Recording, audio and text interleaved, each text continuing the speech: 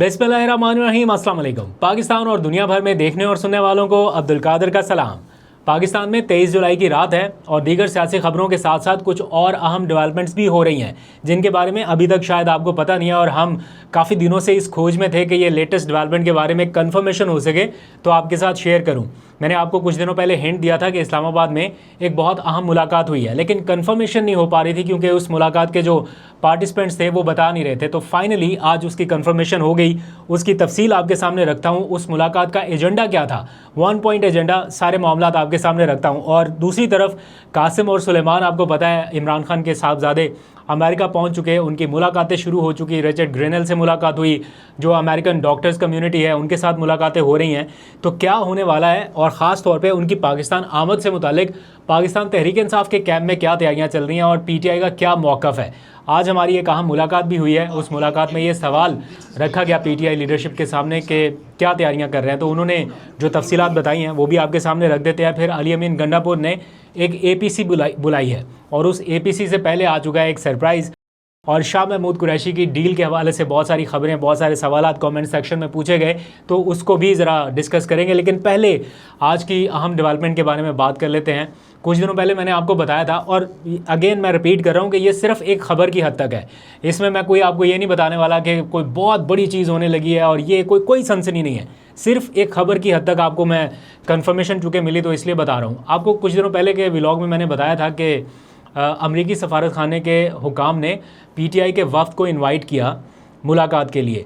और ये मुलाकात इसलिए भी अहम थी क्योंकि इस बार इसका एजेंडा कोई इधर उधर के दो तरफ़ा ताल्लुकात और मामलात उनसे हट के सिर्फ इमरान खान की रिहाई का जो एजेंडा था वो था। और मैं जब ये मुझे पता चला कि ये मुलाकात होने जा रही है, तब से मैं कोशिश कर रहा था कि पता चले कि हुई है या नहीं हुई और इसमें कौन कौन शरीक था।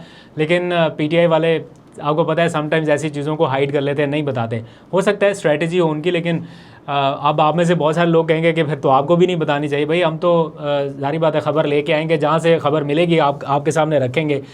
तो जनाब ये मुलाकात हो चुकी है, इसी हफ्ते हुई, और जो कंफर्मेशन मिली उसके अकॉर्डिंग गए तो इसमें काफ़ी सारे लोग थे, लेकिन जो 2-3 नाम मुझे मालूम चल सके, एक तो अहमद बच्चर साहब जो अपोजिशन लीडर हैं जिनको कल सज़ा सुनाई गई, वो थे। फिर बैरिस्टर अली ज़फ़र के बारे में पता चला कि वो भी इस मुलाकात का हिस्सा थे।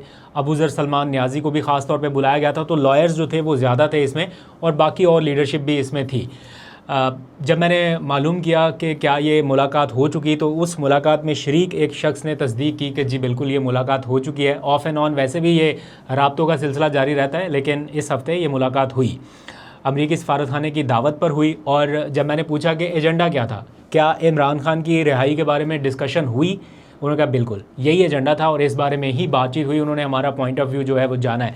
मैंने कहा दूसरी साइड से कौन था, तो उन्होंने बताया कि जो कायम मुकाम अमरीकी सफ़ीर हैं और साथ में एक और अहम शख्सियत हैं उनकी, गालिबन उनका नाम जैक है या क्या है, मुझे एग्जैक्ट आइडिया नहीं है, भूल गया मैं नाम, तो वो मौजूद थे। तो ज़ाहिर बात है कहीं ना कहीं किसी फ्रंट पे ये कॉरिडोर खुला हुआ है कि इमरान खान की रिहाई के बारे में कहीं बात हो रही है, कुछ सर्टन क्वार्टर्स में बात हो रही है और कोई वे फॉरवर्ड निकाला जा रहा है। मैं इससे कोई ये आपको उम्मीद नहीं दिला रहा कि अगले 10 दिनों में 15 दिनों में कुछ होने जा रहा है, लेकिन एक ख़बर की हैसियत से आपको बता रहा हूँ। दूसरा ये कि ये जो सज़ाएं सुनाने का अमल शुरू कर दिया गया है, इसके नतीजे में बहुत सारे लोग थोड़े डिसअपॉइंट हैं कि सज़ाएं सुना दी गई 10-10 साल की और ये सारा कुछ हो गया। बहरहाल हमारे हलकों में जब हम बैठते हैं, बातचीत करते हैं, डिस्कस करते हैं, तो ऐसा लगता है कि जैसे जितनी जल्दी ये सज़ाएं सुनाने का अमल होगा, अदालतों से आगे निकलेगा मामला, चैलेंज होने की तरफ जाएगा, हायर कोर्ट्स की तरफ जाएगा, ये जितनी जल्दी ट्रायल मुकम्मल होंगे और ये एक जो मामला लटका हुआ है, फंसा हुआ है, ये जैसे कंक्लूड होगा देन आगे का कोई वे फॉरवर्ड निकलेगा। शुनीद है, ऐसे बातें सुनने में आ रही हैं, मुझे कोई नहीं पता इसके बारे में, लेकिन ऐसा लोग बताते हैं कि सितंबर अक्टूबर तक जाके मामलात को सेटल डाउन करना है। उससे पहले ये एक प्रोसेस जो है शायद वो पूरा करना है कि जितनी जल्दी ये हो सके एंड देन फिर किसी कंक्लूजन की तरफ पहुंचा जाए। दूसरी तरफ इमरान खान के साहबजादे जो हैं वो भी अमेरिका पहुंच चुके हैं, उनकी मुलाकातें जारी हैं। रिचर्ड ग्रेनल से कोई ज़्यादा उम्मीदें अब रही नहीं है क्योंकि उन्होंने एकदम से मामले को बहुत हाइप दी और उसके बाद बहुत लो टोन में लेके चले गए। और फिर अभी कल उन्होंने जो ट्वीट किया उसमें उन्होंने जिस तरह से कहा कि सिर्फ आप ही नहीं और भी दुनिया में लाखों लोग हैं जो इस सियासी मामलात का इंतकाम का निशाना बन रहे हैं। बहरहाल उन्होंने एक बार फिर फ्री इमरान खान का नारा तो लगाया। थोड़ी सी होप तो लोगों को कहीं ना कहीं से चाहिए होती है और वो मिल जाती है, बट इस बार चूँकि उनके साहबजादे ख़ुद मुलाकात करने पहुँचे हैं और भी उनकी इंगेजमेंट्स रहेंगी, तो शायद कोई आने वाले दिनों में इस हवाले से ब्रेक थ्रू हो सके। पीटीआई की लीडरशिप से आज हमारी मुलाकात हुई, उनसे ये पूछा मैंने कि आपकी क्या तैयारियां हैं, क्या वाकई सुलेमान और कासिम पाकिस्तान आ रहे हैं, और अगर आ रहे हैं तो क्या पेशावर पहुंच रहे हैं, क्या उनके इस्तकबाल की तैयारियां। तो उन्होंने कहा कि और ये भी पूछा कि क्या उन्हें आना भी चाहिए या नहीं, इसमें पीटीआई लीडरशिप का स्टांस क्या है। तो उन्होंने कहा कि ये खालिस्तन सारा फ़ैसला जो है ये उनके अहले खाना का है, उनकी फैमिली का है, और हम उसकी रिस्पेक्ट करते हैं। इसमें हमारी कोई मर्ज़ी, कोई मंशा, कोई दबाव, कोई ख्वाहिश शामिल नहीं है कि वो हर सूरत यहाँ पर आएँ या उन्हें आना चाहिए नहीं आना चाहिए। इसमें सिर्फ उनकी फ़ैमिली के किरदार को देखा जा रहा है। अगर वो ये समझते हैं कि उनके बच्चे बेहतर किरदार अदा कर सकते हैं उनके वालिद के लीगल केसेस के हवाले से, तो उन्हें ज़रूर किरदार अदा करना चाहिए। बहरहाल इसमें पार्टी के हवाले से कोई डायरेक्शन या हिदायत जारी नहीं की गई, ये खालिस्तान फैमिली का मामला है। अच्छा, कल से बहुत सारे लोग क्वेश्चन कर रहे हैं, कमेंट्स में भी मैंने देखा शाह महमूद कुरैशी के हवाले से डील का एक तासुर पैदा किया जा रहा है कि देखिए उन्होंने डील कर ली। देखिए, मैं इस मामले को चूँकि 9 मई के बाद से काफ़ी करीब से कवर कर चुका हूँ, मुझे बहुत अच्छे से अंदाज़ा है कि माइनस इमरान खान की ऑफ़र लेके अडियाला जेल कौन पहुंचा था शाह महमूद कुरैशी के पास। ये कोट लखपत जेल तो बाद में गए, पहले अडियाला जेल थे, और अडियाला जेल कौन से 2-3 रहनुमा गए हुए थे, लेकिन शाह महमूद कुरैशी साहब नहीं मान रहे थे इस बारे में। फिर 2 साल तक की उन्होंने कैद काट ली, सख्ती काफ़ी देख ली उन्होंने, लेकिन अब अगर वो हो चुकी है रिहाई, इसको सीधा ही डील के साथ लिंक कर देना, ये मेरा ख्याल है उनके साथ भी थोड़ी सी ज़्यादती है। पीटीआई के उन लोगों के साथ भी थोड़ी ज़्यादती हो जाएगी जो इतने टाइम तक टफ़ टाइम जिन्होंने गुजारा है। शाह महमूद कुरैशी साहब का बाहर रह जाना ये एक पॉजिटिव इंडिकेटर है कि शायद हालात में बेहतरी के कोई इम्कानात अभी बाकी हैं। इनके थ्रू हो, किसी भी ज़रिए से हो, इनको आगे इस्तेमाल किया जाए या इनको आगे रखा जाए, फ्रंट पे रखा जाए कि चलें कोई मामला बेहतर हो सकें।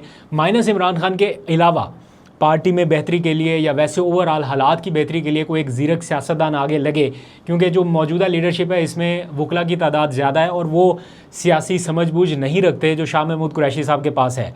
वो एक सफारतकार रह चुके हैं, डिप्लोमेट हैं, या बाकी उनकी जो एक पूरी लाइफ आपके सामने है, तो वो जिस तरह से चीज़ों को हैंडल कर सकते हैं, मेरा ख्याल है पीटीआई को अशद ज़रूरत है उनकी।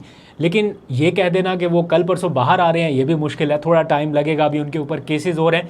लेकिन यूँ समझ लें कि हाथी पूरा निकल गया, अब दुम रह गई। जो बड़े मेजर केसेस थे जैसे 9 मई का वो निकल गया, फिर साइफर वाला, उसमें उनकी कन्विक्शन जो है वो सेटिसाइड हो गई। तो आने वाले दिनों में हालात बेहतरी की तरफ जा सकते हैं, ऑल्दो के वर्स्ट अभी भी हैं, लेकिन इम्कानात पैदा हो जाते हैं। अच्छा, अब आ जाइए ज़रा इमरान खान साहब के एक अहम पैगाम के हवाले से। ये अडियाला जेल से उनका पैगाम आया, एक वकील उनसे मुलाकात करने में कामयाब रहे, इस बार उनकी कोई बहन नहीं मिल सकी, बाकी सारा कुछ भी। तो उस वकील ने पार्टी के ज़िम्मेदारान को कुछ मैसेजेस कन्वे किए थे, और फिर नियाज़ुल्लाह नियाज़ी इमरान खान के जो तर्जुमान हैं लीगल अफेयर्स पे, उन्होंने एक वीडियो पैगाम जारी करके बताया कि इस बार इमरान खान का जो ख़ास मैसेज है, एक मैसेज वो पार्टी की लीडरशिप के लिए है कि आपस में इत्तेहाद रखें और सारे इख्तलाफात को ख़त्म कर दें। A to Z किसी का कोई भी इख्तलाफ है वो सारे के सारे एकदम साइड पे रख दिए जाएं। ये इमरान खान साहब इस टाइम चाहते हैं। बाकी इख्तलाफ करने वाले आज भी कर रहे हैं, कल भी उन्होंने बातें की हैं, आज भी हम सुन के आए हैं। तो ये सिलसिला शायद थमेगा नहीं, लेकिन जो क़यादत बाहर है, जो लोग बाहर मौजूद हैं, वो एक लम्हे के लिए अगर इमेजिन कर लें कि उनके इख्तलाफ राय कम करने से इमरान खान की तकालीफ में आसानी हो सकती है, तो शायद ये टीवी के ऊपर और सोशल मीडिया के ऊपर वो इसका इजहार करना कम कर दें। लेकिन फिर भी इसमें थोड़ी सी और मैच्योरिटी आने की ज़रूरत है, अभी वो समझ नहीं रहे इस बात को। अच्छा जी, अब कुछ लोग कह रहे हैं कि जनाब आने वाले दिनों में मज़ीद सज़ाएँ जो हैं वो सुनाई जा सकती हैं। इमरान खान के हवाले से भी बातें आ रही हैं। इमरान खान साहब का 9 मई केस जो है उसमें उनकी ज़मानतें खारिज हुई हैं। 9 मई के जो 12 मुकदमात हैं गालबन, उनमें उनकी ज़मानतें आपको पता है लाहौर हाई कोर्ट से खारिज हो चुकी हैं। अब अगला स्टेप क्या है, उन्हें जाना है सुप्रीम कोर्ट ऑफ पाकिस्तान इनको चैलेंज करने के लिए। लेकिन सुप्रीम कोर्ट जाने के लिए बड़ा ज़रूरी है कि उनके वकला के पास वकालतनामा हो इमरान खान का दस्तखतशुदा। अब उनके वकला अडियाला जेल जा रहे हैं, खालिद यूसुफ एडवोकेट पहुँचे अडियाला जेल, उन्हें ये कह के वापस भेज दिया गया कि दफ्तरी औकात में आइएगा। अब वो कोशिश कर रहे हैं, लेकिन इमरान खान साहब से उनकी मुलाकात नहीं हो पा रही और यूँ वकालतनामा अभी दस्तखत नहीं हो रहा। जैसे ही दस्तखत हो जाएगा फिर ये मामला सुप्रीम कोर्ट की तरफ जाएगा और फिर हायर कोर्ट्स में, यानी ट्रायल कोर्ट से निकल गया, लाहौर हाई कोर्ट से निकल गया, फिर आगे अब सुप्रीम कोर्ट तक चला जाएगा। And again not on the side of आइनी बेंच, ये दूसरा क्रिमिनल प्रोसीजर है, तो इसलिए ये रेगुलर जो सुप्रीम कोर्ट है उसकी तरफ जाएगा। देखते हैं इसमें कोई उनको रिलीफ मिलता है। सुप्रीम कोर्ट से तो मेरा ख्याल है मिल ही जाएगा। आखिर में एपेक्स फोरम है, इसके बाद तो कोई फोरम है नहीं, तो इसलिए बड़े ध्यान से बड़ी चीज़ों को देखना पड़ेगा। लेकिन ये भी बताया जा रहा है कि कोई और केस भी आगे तैयार बैठा है। कल तोशा खन्ना केस की समाअत होने का भी इम्कान है। बताया जा रहा है कि अडयाला जेल में समाअत हो सकती है। जो कोर्ट रिपोर्टर्स हैं वो बता रहे हैं कि इतने दिनों से जो पेंडिंग चल रहा मामला, वो शायद कल उनका केस सुनने जा रहे हैं, तो हो सकता है आने वाले दिनों में किसी और केस में भी उनको सज़ा सुनाई जा सके। अच्छा, आखिर में जाते जाते दो खबरें पीटीआई की। एक तो जो फर्स्ट टीयर की लीडरशिप वो तो मुश्किलात में है ही है, जो सेकंड टीयर की लीडरशिप है उसके ख़िलाफ़ भी जो मुकदमात हैं या तेज़ी से उनका ट्रायल कंक्लूड करने के हवाले से ख़बरें आ रही हैं। प्लस कुछ के वारंट गिरफ़्तारी जारी हो गए। आरिफ अलवी के वारंट गिरफ़्तारी, उनके बेटे के, फिर गंडापुर के शाहिद खटक के, खालिद खुर्शीद खान है, फैसल अमीन है, हमाद अज़हर हैं, इनके वारंट गिरफ़्तारी जारी हो रहे हैं। And by the way Hammad Azhar से याद आया, उनके वालिद साहब का इंतकाल हो गया कल, अल्लाह ताला गरीक़ रहमत करे उन्हें। बड़ी मुश्किल सूरत हाल यकीनन रही होगी ये पिछले 24 घंटे हमाद अज़हर के लिए।